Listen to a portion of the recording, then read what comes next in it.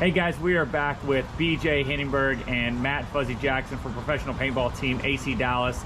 Today we're going to ask BJ 3 questions that we think he would have a little more expertise in. See if Fuzz adds his own little opinion in there. All right, BJ. So first question, what is the most important skills, let's say 2 skills, you would say up-and-coming snake players should focus on the most? The most important one for a snake player is knowing the field. I see a lot of guys get into, a crucial spot for the other team, like say the 50 snake, and they don't even know where to put their gun first. They don't know where to shoot, where the bodies are going to be at. It almost seems like they don't know the field very well.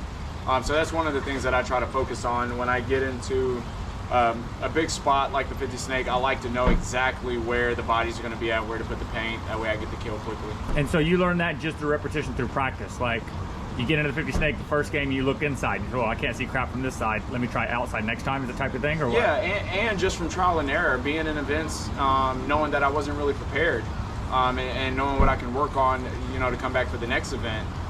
There was a lot of times where I could have capitalized a lot better if I would have known the shots a little bit better. So trying to study that on your own time and paying attention to it at the field during practice, and memory retention. If you can't remember it, you gotta ask for help. He distracted me. It's all right. So would you say, like, let's say they can't remember, so like, have you ever written down on a piece of paper like, hey, what I should do? Have you ever taken notes like in your phone after practice? I try to say, just take pictures from your spot. If you got your phone with you, take pictures, and that way you can look at it during the week while you're at work. That's you smart. Sit at a desk, or you can make a slideshow of all the different shots of what they look like from each bunker. You can go in and edit it and number them or name all the bunkers. So that's super smart, guys. So that, I mean, that's really good. So you don't go from a Sunday playing to the whole another 7-day Sunday, or 7 days away, and you forget and you have to remember all over again. So at least Friday night review. That's really good. And do you have one more? Do you have one other skill that you think you should focus on? Yeah. First ball accuracy. That's a big one for me as well. And a lot of the things that I like to talk about are things that I've had issues with.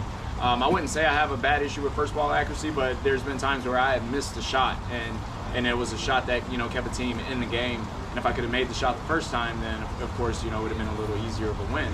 But yeah, first ball accuracy is really huge to work on. So how do you think? Let's say I'm out doing drills by myself, or not me because I don't play snake. What would you think? Like a quick drill, like maybe you have a drill idea, maybe sliding into a spot and snapping that first ball, or what would you recommend, like to give a drill just to be able to get repetition better? You can just make the snapshot just from your bunker.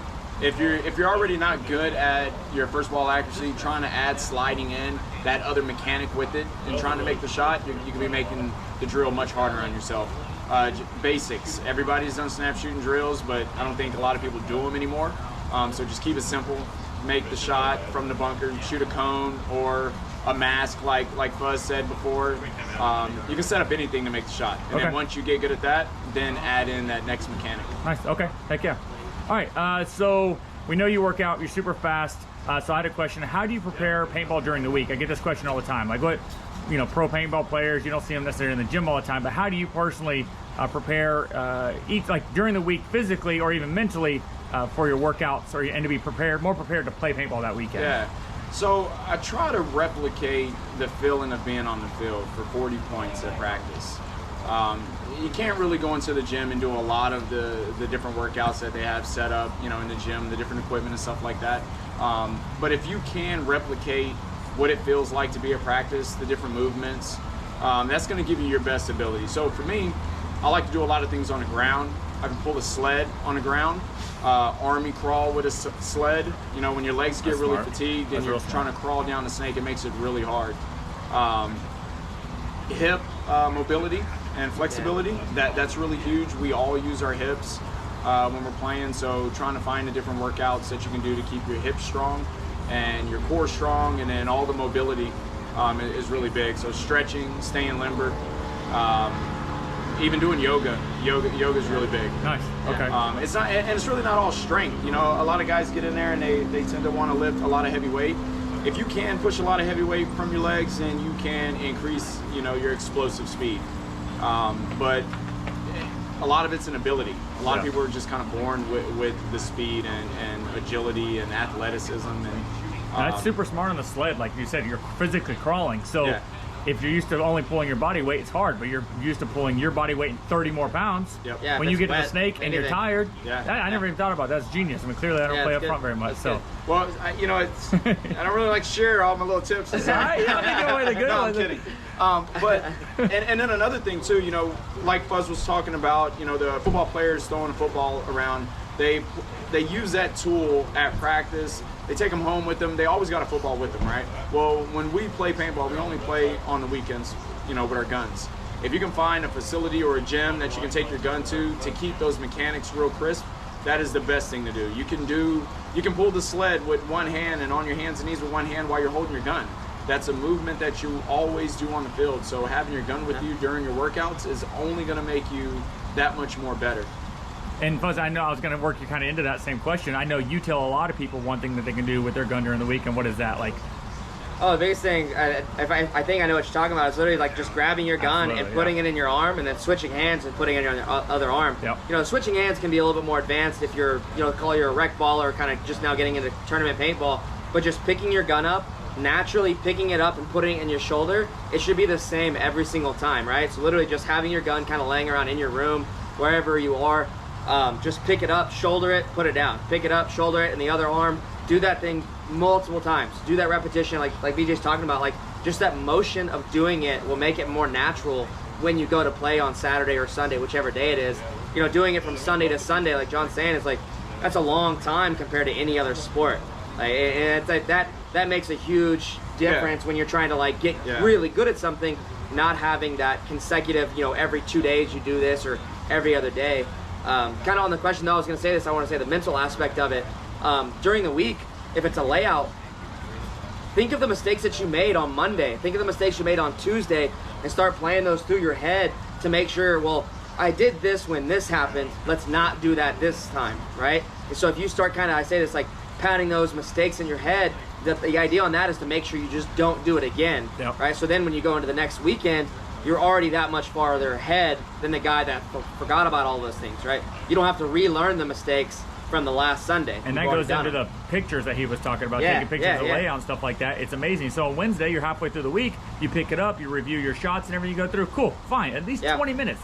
20 more minutes than anybody else is probably doing. Yeah, So that's right. Especially when a layout comes out. If you do that a lot more, then you'll realize on that first weekend you have learned the layout compared to learning it on the last weekend. No, it's awesome. That's really good on it. I think that's, I mean, just, and Fuzz, I know Fuzz, when you and I used to live together when we were younger, we'd have our paintball guns set up all the time. Like they never came down. So we would put them on the couch, put them on the bed. You would just grab and act like we were snap shooting at the mirror or whatever. Right. And guess what? When you go grab it Saturday morning for the first time, it's not the first time anymore. It's the 47th time that week. You just haven't shot a paintball out of it, which is one step past that. So that's awesome. I think that'd be super helpful.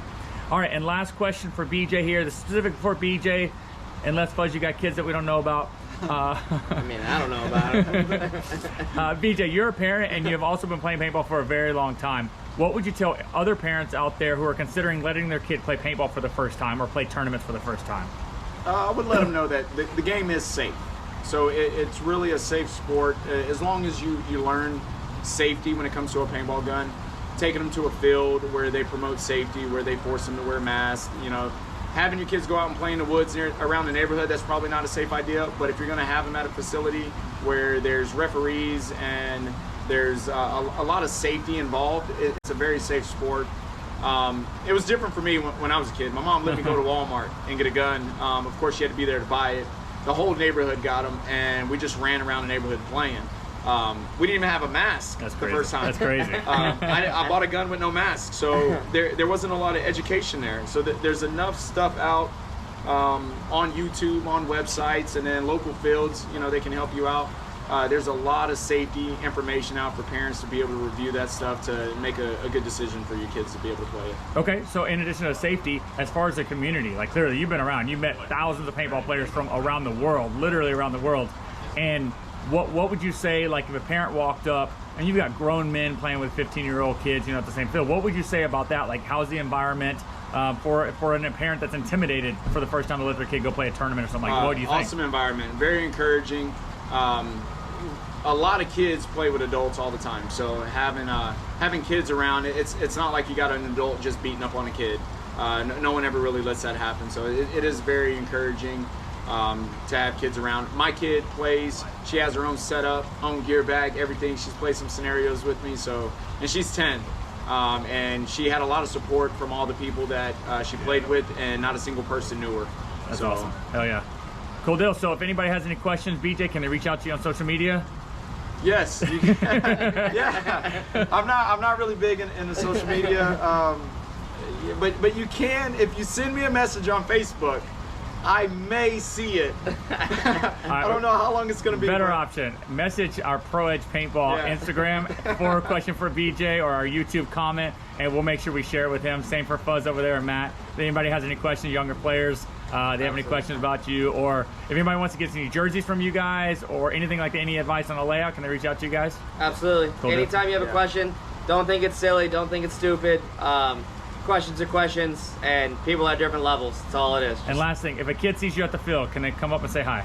Always and forever. Always. They'll be scared, right? Cool deal. All right, guys, thanks so much. Thank you guys for watching. If you guys have any questions, comment below, and make sure you subscribe and like this video. Thanks, guys.